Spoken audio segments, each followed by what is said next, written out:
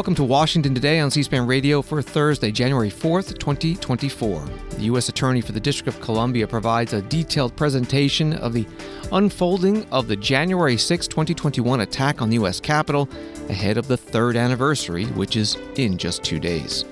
Republican presidential candidate and former President Donald Trump appeals the Colorado Supreme Court's decision to keep him off the ballot for having violated the Constitution's ban for those who have engaged in insurrection. There have been similar lawsuits in other states.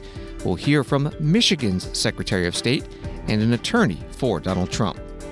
While immigration and border security negotiations continue between Senate Republicans and Democrats, Senator Ted Cruz, Republican of Texas, celebrates a new law that speeds up building and expanding bridges connecting the U.S. and Mexico. Vermont and Kentucky governors give State of the State addresses. Secretary of State Antony Blinken heading back to the Middle East as the war between Israel and Hamas shows no sign of slowing down. And the Pentagon press secretary is asked about a U.S. airstrike in Baghdad that killed a leader of a militia supported by Iran, an attack that the Iraqi government is vigorously protesting. Ahead of Saturday's third anniversary of the January 6, 2021 attack on the U.S. Capitol, during Congress's counting of electoral ballots in the 2020 presidential election, today, Matt Graves, U.S. Attorney for the District of Colombia, gave a presentation about that attack, what the pursuit of justice in those cases means to American democracy, and what happens next. It has been 3 years since a violent mob attacked our Capitol. Much work has been done to hold members of the mob responsible for the crimes they committed. The prosecutions have necessarily focused on the actions of the individuals charged, not the collective harm done by the thousands of people who were simultaneously committing crimes that day. It is critical, though, that we remember the collective harm that was done on January 6, 2021, and understand how it happened so that we can ensure it never happens again. Also, on the occasion of this anniversary, we request the public's continued assistance in identifying individuals who committed crimes on January 6, 2021, who have yet to be identified, particularly the roughly 80 still unidentified individuals who were believed to have committed acts of violence against law enforcement officers. In furtherance of bringing these people to justice, we will be highlighting some of the most serious assaults that have yet to be charged and providing photographs of the unidentified suspects that the FBI has prepared. Matthew Graves, U.S. Attorney for the District of Columbia. A Reuters article in early December has this paragraph: the Justice Department has charged more than 1,200 people with taking part in the riot, and more than 900 have either pleaded guilty or been convicted following a trial, including dozens who assaulted police officers. A little more from Matthew Graves' presentation. With nearly 900 people convicted to date of crimes committed on January 6, 2021, we are at a point in our prosecutions where thousands of photographs, videos, and communications have been accepted by courts. We want to share with you some of the evidence so you have an understanding of the crimes that occurred on January 6, 2021. Before getting into the specifics, though, when you have spent as much time as we have spent reviewing evidence, you are drawn to the big picture. What the events of January 6, 2021 reveal is that our democracy is fragile. The fact that we have existed with peaceful transitions of power for over 200 years is not a guarantee of our future. Nothing is assured. The individual rights we all hold so dear are only protected as long as our democracy continues to exist, and we remain a nation committed to upholding the rule of law and peaceful transitions of power after each free and fair election. We must remain vigilant in pursuing justice without fear or favor and holding those accountable who threaten our sacred institutions and refuse to adhere to the laws in this country. That is the why of these prosecutions, and it is why we continue to pursue this mission without fear or favor, and it is why we continue to seek the assistance of the American people. Matthew Graves, U.S. Attorney for the District of Columbia. He said the statute of limitations to charge people related to the January 6th attack is January 5th, 2026. And you can find his full presentation, including the video that he showed related to that attack. Some of the evidence has been introduced in the cases at our website at cspan.org. President Joe Biden's reelection campaign says that he has rescheduled his speech marking the third anniversary of the January 6th attack on the Capitol from this Saturday, the actual anniversary, January 6th, to tomorrow, Friday, January 5th, and that's because of an impending inclement weather situation in the Philadelphia area this weekend. The president plans to speak in Valley Forge, Pennsylvania, about, his campaign says, democracy and freedom. Former President Donald Trump on Wednesday asked the Supreme Court to overturn the Colorado Supreme Court's ruling disqualifying him from the state's 2024 Republican primary ballot under the Constitution's 14th Amendment, which prohibits anyone who swore an oath to support the Constitution from holding federal office if that person engaged in insurrection. Donald Trump's attorneys wrote in the petition, the Colorado Supreme Court has no authority to deny President Trump access to the ballot. By doing so, the court has usurped congressional authority and misinterpreted and misapplied the text of Section 3 of the 14th Amendment. And they write that if the Colorado ruling stands, it will mark the first time in the history of the United States that the judiciary has prevented voters from casting ballots for the leading major party presidential candidate. Many other states have acted on this issue. Maine's Secretary of State also ruling Donald Trump is ineligible. That's being appealed. And Michigan's Supreme Court kept Donald Trump on the ballot. Today, Michigan's Secretary of State, Jocelyn Benson, a Democrat, said the U.S. Supreme Court needs to step in and settle this. I think there's three things here. One is the substantive question. Second is the who. Who should be deciding this issue of sort of first impression, and at what point is it ripe?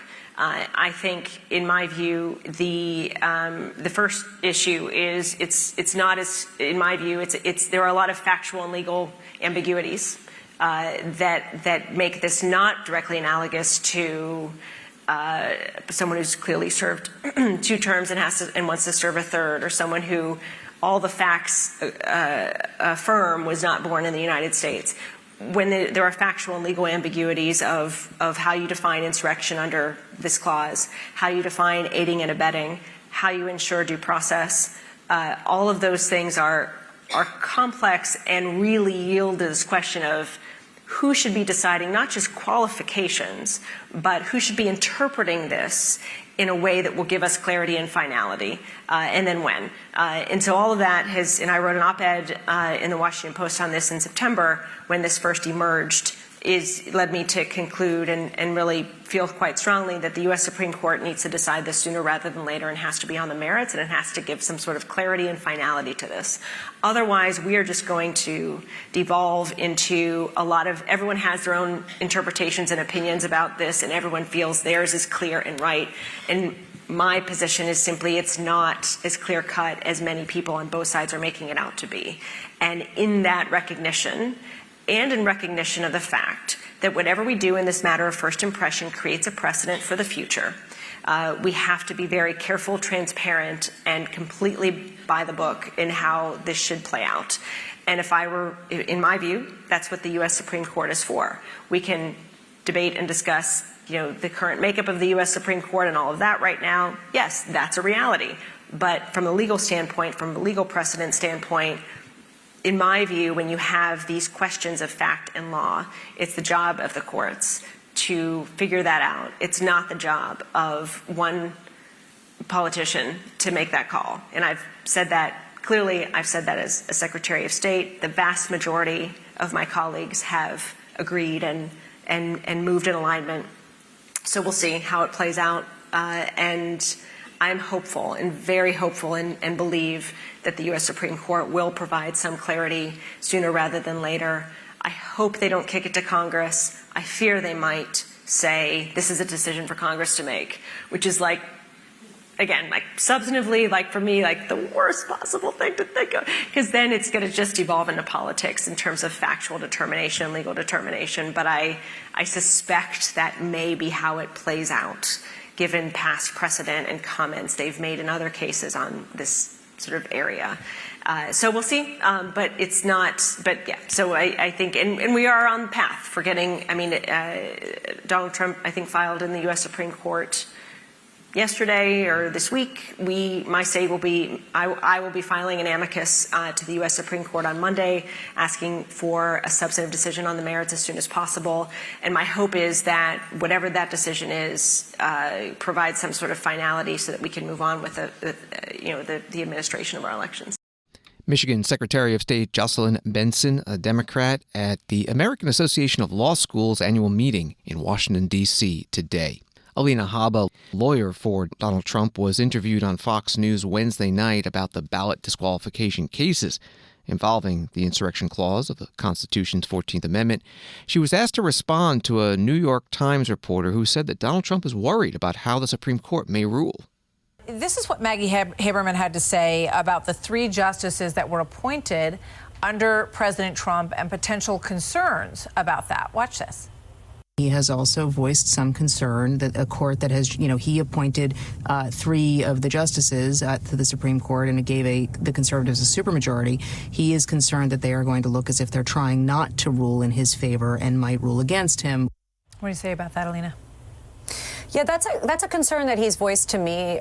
He's voiced to everybody publicly, not privately. And I can tell you that his concern is a valid one. Republicans are conservative. They get nervous. They, unfortunately, are sometimes shy away from being pro-Trump because they feel that even if the law's on our side, they may appear to be swayed much like the Democratic side would do, right? So they're trying so hard to look neutral that sometimes they make the wrong call.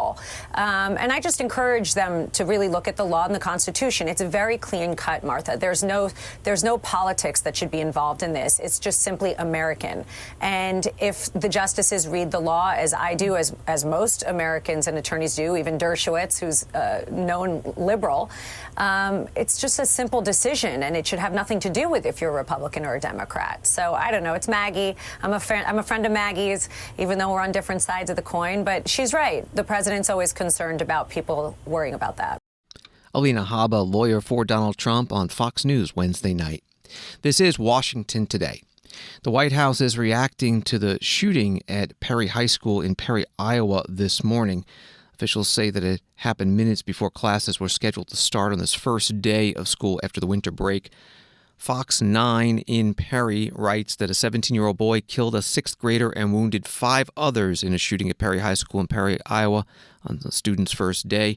When police responded to the school at 7:37 a.m., they found the shooter, 17-year-old Dylan Butler, a student with self-inflicted gunshot wounds as well as an improvised explosive device in the school. At the same time, authorities located 6 people who had been shot, including the 6th grade student who was killed. At the White House briefing, here is the press secretary, Karine Jean-Pierre. The president is tracking the tragic school shooting at Perry Middle and High School in Iowa. Our hearts break for the families of the victims in yet another act of senseless gun violence. We are grateful for the brave first responders who are on the scene, and unfortunately there is no longer an active threat to the school. I should say fortunate, not unfortunately. Senior White House staff have been in touch with the governor's office, and federal officials are working with local law enforcement to support their investigation. We will know more as they complete their work. It's only the 4th day in the new year, and we are already faced with yet another horrific school shooting. And the question that we ask is, when will enough be enough? The questions that families ask and the victims of families ask is, when will it be enough? When will enough be enough? Our students and teachers deserve to know that their schools are safe spaces and to focus on learning, not duck and cover drills. Karine Jean-Pierre, the White House press secretary, opening up today's briefing. She also talked about immigration and border security. Capitol Hill reporters say that the bipartisan Senate negotiations are still ongoing. Politico's Ursula Perrano posting Wednesday night that Senators Murphy, Sinema, and Langford just wrapped up a 2+ hour meeting on border. Murphy not sounding optimistic that they'll have a deal by next week. I think it's not smart to put timelines on it, given the fact that we have not been able to get something to our colleagues by this point, a quote from Senator Murphy. Without a border security agreement, Senate Republicans say they will not support the president's request for aid to Israel, Ukraine, and Taiwan. And any Senate deal would still need to be approved by the House, controlled by Republicans who said they want tougher measures like the bill that they passed last year. More from the White House Press Secretary, Karine Jean-Pierre. In an interview with CBS News, House Speaker Johnson said on his first day in office, President Biden came in and issued executive orders that began this chaos. Did any of the administration's policies contribute to the record number of border crossings? What I can say is this. On his first day in this administration, the president put forth a comprehensive immigration legislation to deal with a broken system. That's what the president did, to deal with a broken system. We were just a couple of weeks away of 3 years ago that legislation that he put forward to Congress to actually deal with an issue, all right? And so that's what I can say. The president understands that there's a problem at the border. He put forth on his first day something to deal with that problem.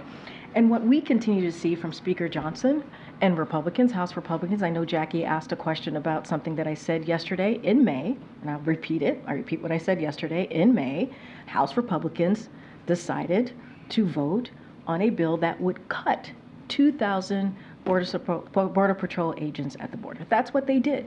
That's what they did. And they continue to obstruct and get in the way of the president wanting to move forward with a supplemental that includes border security. They're getting in the way of it. They are. While Senate Republicans and Democrats in a bipartisan way are trying to find a way, a bipartisan agreement to deal with border security, you have House Republicans who left. They left in the middle of December, and I think they come back next week. Maybe they'll get some work done. Instead, they're playing politics. So is that a no? Look, what I can say is what the president has done. I'm not going to speak to data. I have not seen any data that would show this, so certainly I can't speak to that. What I can say is the actions and what the president has done and how seriously he has taken this on his first day, understanding that this system has been broken for decades. This immigration system has been broken for decades. Under a Republican president, under a Democratic president, it has been broken. And as negotiations continue, are there any red lines for the White House when it comes to negotiating what Republicans are demanding when it comes to policy? Look, I'm going to stay consistent here. I'm not going to negotiate from here, from the podium. I'm going to let folks who are negotiating, the senators, both on the Democratic side and obviously on the Republican side, who are negotiating this. Obviously, we have been involved. They've been talking through the holidays. We really appreciate their efforts here. We think we're headed in the right direction, and so it is best from this podium to not get involved and not inject myself into the conversation, and so we're going to let them do their job. White House Press Secretary Karine Jean-Pierre taking reporters' questions in the White House briefing room. Story from Associated Press. The Justice Department on Wednesday sued Texas over a new law that would allow police to arrest migrants who enter the U.S. illegally, taking Republican Governor Greg Abbott to court again over his escalating response to border crossers arriving from Mexico. The lawsuit asked a federal court in Austin to declare the Texas law unconstitutional.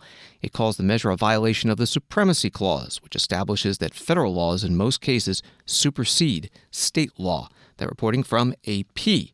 Texas Governor Greg Abbott was interviewed on Fox Business Channel. The DOJ is suing your state, over your new border security law, allowing police enforcement officers to arrest illegal migrants. Maybe judges could deport them. What's your response to the DOJ's suing you for taking action on the border? Well, it's outrageous, Stuart, because think about this simple fact. And that is, we are actually involved in 3 legal actions with the Biden administration right now, where the Biden administration is trying to stop Texas from denying illegal entry into the country. Here's the point. If the Biden administration would put that time into securing the border as opposed to stopping Texas from securing the border, then we wouldn't have a problem whatsoever. But because Joe Biden and the Democrats refuse to secure the border, Texas has and we will continue to erect barriers, repel migrants, as well as bus and fly migrants to New York, Chicago, and other places like that. How much is this costing you in Texas? So this has been an extraordinary burden by Texas taxpayers. You remember that wall that Donald Trump put up? We are putting up a wall just like that. Walls and barriers like that are not cheap, nor is it cheap for us to deploy thousands of National Guard to the border. The point is this. Since Joe Biden has taken office, Texas taxpayers have borne the brunt of about $10 billion in cost for Texas to do the federal government's job to try to secure the border. Texas Governor Greg Abbott on the Fox Business Channel today. Senator Ted Cruz, Republican from Texas, joined Congressman Henry Cuellar, Democrat from Texas, to applaud a new law making it easier to build new bridges and expand existing ones connecting the U.S. and Mexico across the Rio Grande. They held a news conference at the World Trade Bridge in Laredo. Here is Senator Cruz. Under the terms of the legislation, on December 22nd, a shot clock starts. Starting on that day, the State Department has 60 days to submit its recommendation to the President of the United States. At the end of the 60 days, a second shot clock starts. And the President of the United States has 60 days to grant the permit. And if the President does not act, at the expiration of those 60 days, the permit is deemed granted automatically by operation of law. That means with the clock starting on December 22nd, on April 20th, the two shot clocks expire. And on April 20th, we will have a decision. We will have the presidential permit to go forward, which means this bridge, and not just this bridge, but bridges in Webb County here, in Cameron County, and Maverick County, bridges all along the Rio Grande River, 4 different bridge projects that now will have the green light to go forward. This is a win for Texas farmers and ranchers.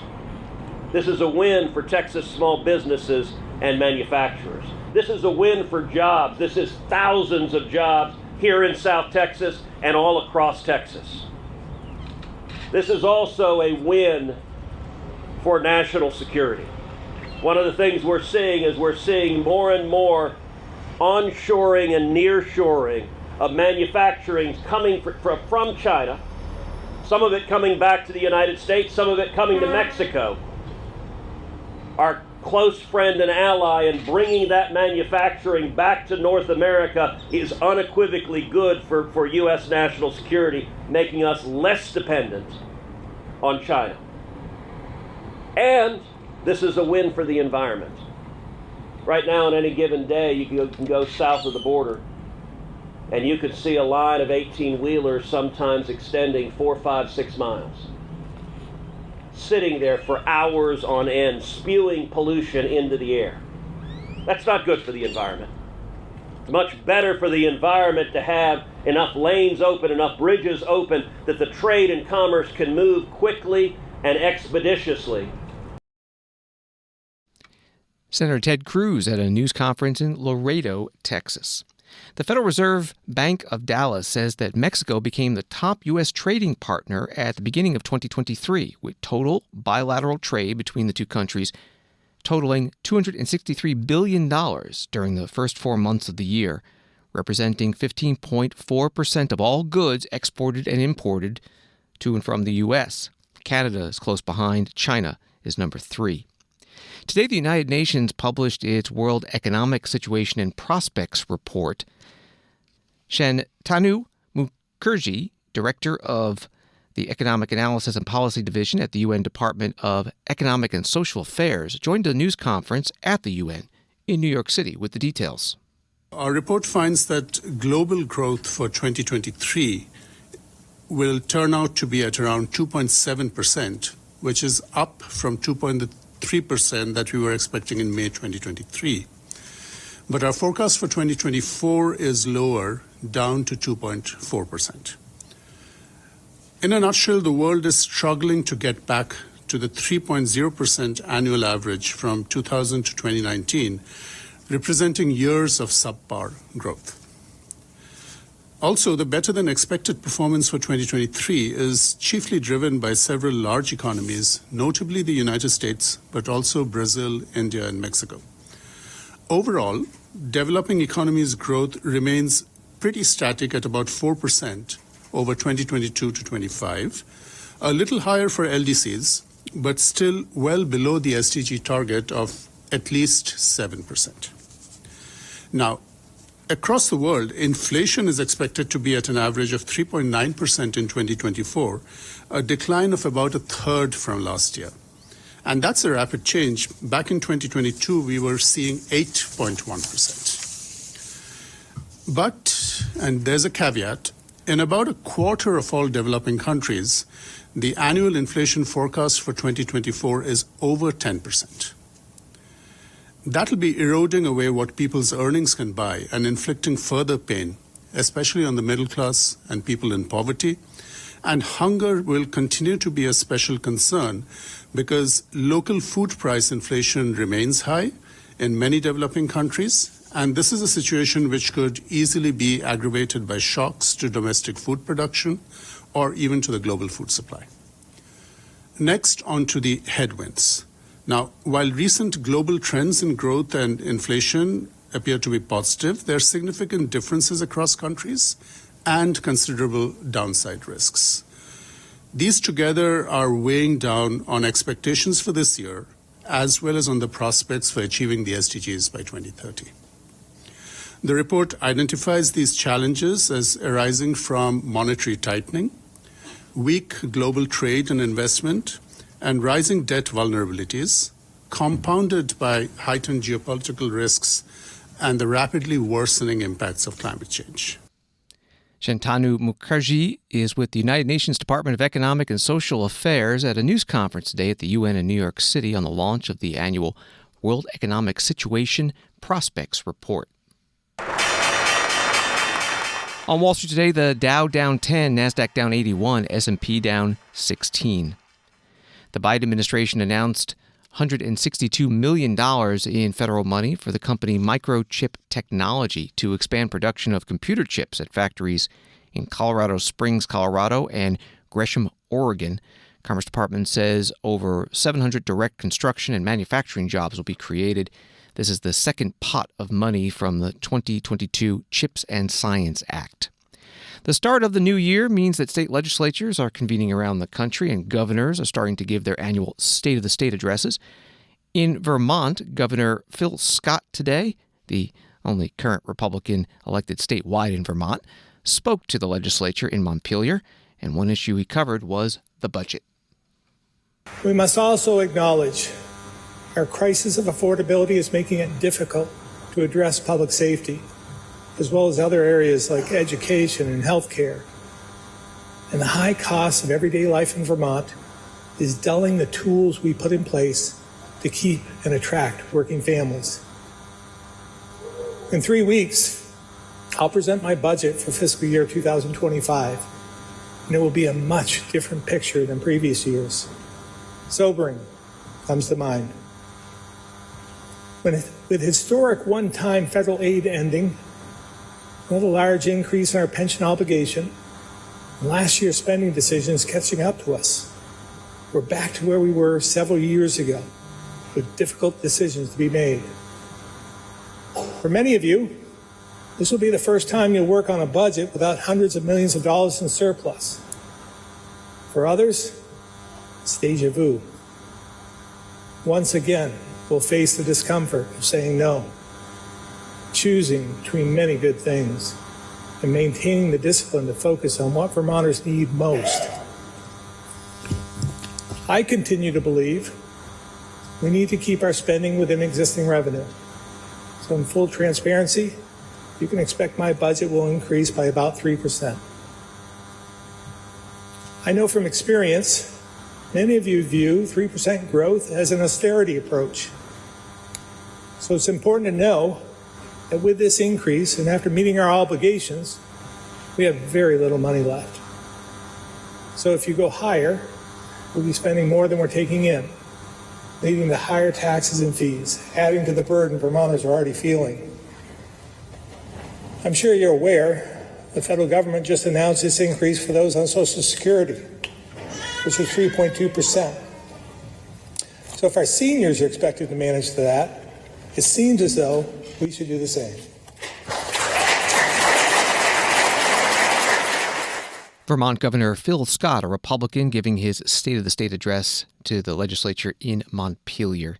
He has been in office since his first victory in 2016. Vermont's governor serves a 2-year term. He's been reelected every year since. In 2022, he got 71% of the vote. There are no term limits for the governor in Vermont.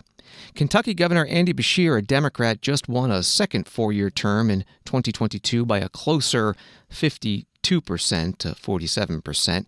There are term limits there. He cannot serve a third 4-year term. Wednesday night, he gave his State of the Commonwealth address in Frankfort and urged bipartisanship. Over the past 4 years, we have gotten through so many hard times together. And now we're getting to the good times together. We've arrived here by leading with kindness, compassion, and empathy for one another. That's what my faith teaches me, to love my neighbor as myself. It's that golden rule and the parable of the Good Samaritan that have guided us and should guide us. It is those who have stepped up, set politics and division aside just to help each other, because that's who we are as Kentuckians. No pandemic, no tornado, no flood, or any other challenge will ever change that. How we dealt with these historic challenges wasn't red or blue. It wasn't R or D. It was just us, Team Kentucky, where everybody matters. Tonight, we're going to discuss how we can embrace a new era as an economic and a moral leader in this country. And we'll take the time to highlight the amazing stories of those who are helping us turn the last 4 years of progress into decades of prosperity. As we look forward to brighter days, I want you to hear about our Good Samaritans, our helpers, our heroes who are out there day in and day out making a difference. Or as Poet Laureate Silas House described them, those who carry us. Kentucky Governor Andy Beshear, a Democrat, giving his State of the Commonwealth address Wednesday night in Frankfort, Kentucky. Washington Today continues in a moment. People often think C-SPAN is funded by the federal government. In fact, we're a nonprofit organization that receives no government funding. As news consumption changes, you can help ensure the future of C-SPAN's unfiltered coverage of national government and politics. We hope you will consider making a tax-deductible contribution that will support our daily editorial operations. To learn more, visit cspan.org/donate. Welcome back to Washington Today, available as a podcast wherever you find your podcasts and on the C-SPAN Now mobile app, which is free. Secretary of State Antony Blinken, writes AP, heads to the Middle East this weekend for the 4th time since the Israel-Hamas war erupted in October, as once abated fears about a regional conflagration are surging with attacks and assassinations in the Red Sea, Lebanon, Iran, and Iraq. The Biden administration had breathed a sigh of relief about the potential for a broader Mideast war in the immediate aftermath of Israel's military response to the deadly October 7th Hamas attack, when it counseled Israeli officials not to mount preemptive strikes against Hezbollah in Lebanon. 2.5 months later, though, the chances of a regional war have increased, with Israel determined to strike Hamas operatives and leaders no matter where they are, and Iranian proxies like Hezbollah, Yemen's Houthi rebels, and pro-Iran militias stepping up attacks on U.S., Israeli, and international interests in the Red Sea, Iraq, and Syria. That reporting from AP. Here's the State Department spokesperson Matthew Miller with the details on the Secretary's travels. Later today, Secretary Blinken will depart for his 4th trip to the Middle East since the terrorist attacks of October 7th, as well as to stops in Europe. Over the course of the next week, the Secretary will visit Turkey, Greece, Jordan, Qatar, the United Arab Emirates, Saudi Arabia, Israel, the West Bank, and Egypt for meetings with foreign counterparts and others. The Secretary will focus on a number of critical issues on this trip. First, he will discuss immediate measures to increase substantially humanitarian assistance to Gaza. The United States has played a critical role in unlocking humanitarian assistance for the Palestinian people, but conditions remain extremely difficult. The Secretary will stress the imperative of expanding and sustaining safe access for humanitarian organizations to deliver food, water, medicine, as well as for commercial goods to enter all areas of Gaza. Second, He will discuss with the government of Israel its ongoing military campaign against Hamas to ensure October 7th cannot be repeated, including plans to transition to the next phase of operations and how the steps Israel can take to better protect civilians and how to enable Palestinians to return to their homes and neighborhoods as fighting curtails.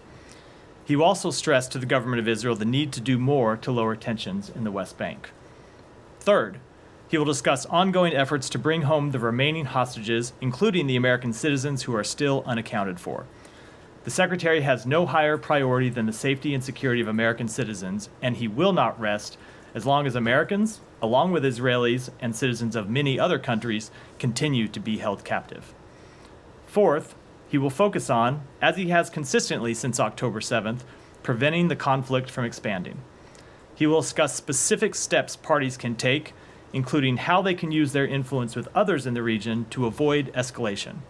It is in no one's interest, not Israel's, not the region's, not the world's, for this conflict to spread beyond Gaza. As part of those discussions, he will raise the need to take steps to deter the Houthis' attacks on commercial shipping in the Red Sea. Finally, he will emphasize the responsibility of all parties to help chart a path forward for Gaza that achieves lasting security for both Israelis and Palestinians, as well as a more peaceful, integrated region, building on the principles he laid out in Tokyo on November 8th, and including a sustained mechanism for reconstruction and Palestinian-led governance of a unified West Bank and Gaza. Matthew Miller is the spokesperson at the State Department, starting off his briefing today in Washington. This story from Reuters: a senior official in the U.S. Education Department stepped down on Wednesday, citing President Joe Biden's handling of the conflict in Gaza, the latest sign of dissent in the administration as deaths continue to grow in the war. Also on Wednesday, 17 Biden re-election campaign staffers issued a warning in an anonymous letter that Biden could lose voters over the issue. That was the article from Reuters. The senior official at the Education Department, Tariq Habash, special assistant in the Office of Planning, Evaluation, and Policy Development, was interviewed on CNN Wednesday night about his decision. I tried to use every opportunity I could to raise alarm bells across the administration within the Department of Education and up to and through the White House. And unfortunately, those alarm bells weren't heard. And so I'm just trying to grab the biggest microphone I can to reach the president, to emphasize how important it is right now to end the destruction and the violence that is sacrificing thousands of lives. So my understanding is that you met with Secretary Cardona about this. How did he take your decision to leave the administration and the critique that you're making here? You know, the secretary's been extremely understanding. He's been very supportive of me, putting myself and my family first. At the end of the day, you know, we've had numerous conversations over recent months, and he's checked up on me periodically. The reality is that, you know, the administration continues to support policies that are engaging in excessive violence against innocent Palestinian lives, and the refusal by the president to call for an immediate and permanent ceasefire is untenable with the belief by millions of Americans across this country, the majority of Democratic voters who support peace and a ceasefire. Tariq Habash, Palestinian-American, former political appointee to the Education Department, Wednesday night on CNN. After his resignation, he had been serving in the Biden administration for almost 3 years. The story from CBS News: an airstrike on the logistical support headquarters of an Iran-backed militia in central Baghdad Thursday killed a high-ranking militia commander, militia officials said. The airstrike was carried out by the United States, a U.S. official told CBS. In a statement, Iraq's foreign ministry called the strike a dangerous escalation and said that Iraq reserves its right to take a firm stance on all necessary measures to deter anyone who tries to harm its territory and its security forces. That was CBS News reporting. The Pentagon press secretary, Pat Ryder, spoke about this in his opening statement at his news conference today. I can confirm that on January 4 at approximately 12 p.m. Iraq time, U.S. forces took necessary and proportionate action against Mushtaq Jawad Kazim al-Jawari, a.k.a. Abu Taqwa, who is a Harakat al-Najuba leader Abu Taqwa was actively involved in planning and carrying out attacks against American personnel. The strike also killed another Han member. It is important to note that the strike was taken in self-defense, that no civilians were harmed, and that no infrastructure or facilities were struck.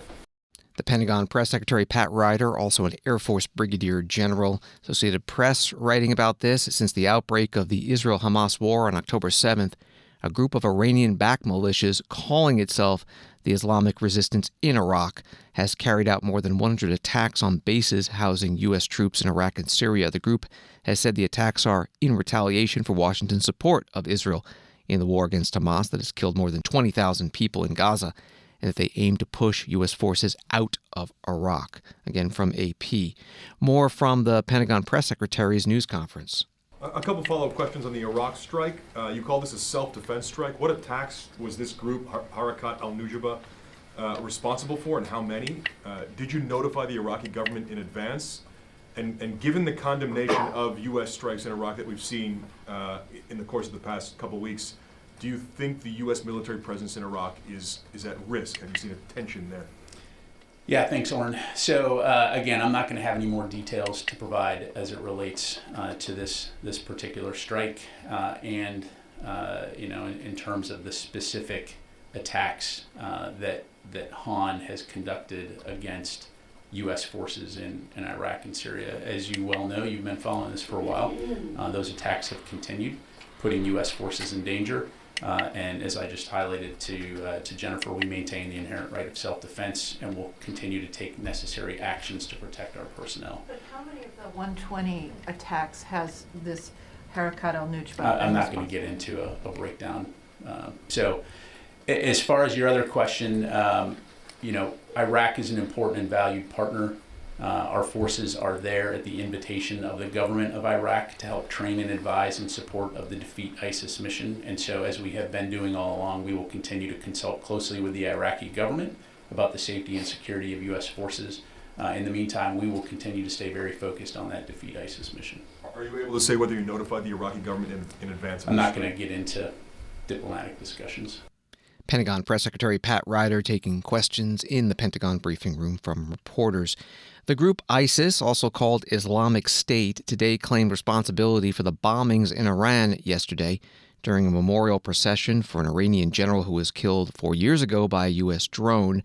Iran says 84 people were killed in the bombings. ISIS posting on Telegram that the attack was a dual martyrdom operation with two militants detonating explosive belts near the grave of the hypocrite leader. At the White House today, spokesperson John Kirby asked what this means for the Middle East. Does the administration believe that the blast in Tehran is linked to efforts to widen the Gaza war to the broader Middle East? And I asked the same question about the U.S. strike in Baghdad that we reported today. On the U.S. strike, I'm going to refer you to the Department of Defense. I'm not in a position to speak to that specifically. I haven't seen anything that indicates there's a direct link to what's going on in Gaza and with the attack in Iran on the anniversary of Soleimani's death. I haven't seen anything tangible that would tell me that there's a link there. John Kirby is Strategic Communications Coordinator for the White House National Security Council. From a New York Times article, the Islamic State, a Sunni Muslim organization, considers its mission to kill apostate Muslims, including Shiites. Iran, a majority Shiite country, is led by a theocratic government in which Shiite clerics are in charge. John Kirby also spoke today about the war in Ukraine. He said that U.S. intelligence has determined that Russia is seeking close-range ballistic missiles from Iran and has already acquired ballistic missiles from North Korea, and at least one of those missiles has been fired into Ukraine. Our information indicates that the Democratic People's Republic of Korea recently provided Russia with ballistic missile launchers and several ballistic missiles. On the 30th of December, 2023, Russian forces launched at least one of these North Korean ballistic missiles into Ukraine. This missile appears to have landed in an open field in the Zaporizhia region. And on January 2nd, Russia launched multiple North Korean ballistic missiles into Ukraine, including as part of its overnight aerial attack. We're still assessing the impacts of these additional missiles. We're releasing a graphic here, which you can see behind me, that documents the launch of these missiles from Russia into Ukraine. And as you can see, the graphic shows the area from which Russia launched the North Korean supplied ballistic missiles on those 2 dates, as well as the impact location inside Ukraine of the missile that was launched on the 30th of December. And as I said, we're still assessing the impacts of the other additional missiles that were launched on the 2nd. We expect Russia and North Korea to learn from these launches, and we anticipate that Russia will use additional North Korean missiles to target Ukraine's civilian infrastructure and to kill innocent Ukrainian civilians. These North Korean ballistic missiles are capable of ranges of approximately 900 kilometers. That's about 550 miles. This is a significant and concerning escalation in the DPRK's support for Russia. Now, in return for its support, we assess that Pyongyang is seeking military assistance from Russia, including fighter aircraft, surface-to-air missiles, armored vehicles, ballistic missile production equipment or materials, and other advanced technologies. This would have concerning security implications for the Korean Peninsula and the Indo-Pacific region. We've also said publicly that Russia is seeking to acquire close-range ballistic missiles from Iran. At this time, we do not believe that Iran has delivered close-range ballistic missiles to Russia. However, the United States is concerned that Russian negotiations to acquire close-range ballistic missiles from Iran are actively advancing. John Kirby is Strategic Communications Coordinator for the White House National Security Council. He said that Russia's procurement of ballistic missiles from North Korea directly violates multiple United Nations Security Council resolutions, and the U.S. will raise that issue at the Council. And he says the U.S. will impose additional sanctions against those working to facilitate arms transfers between Russia and North Korea and between Russia and Iran. Today, Russian President Vladimir Putin made it easier to gain Russian citizenship for foreigners who join his country's military. He signed a decree allowing the path to Russian citizenship as the war in Ukraine nears a 2-year mark. Thanks for listening to Washington Today. Sign up for C-SPAN's evening newsletter word for word and get the stories making headlines in Washington emailed to you every day. You can subscribe at cspan.org/connect. It is free. Have a good night.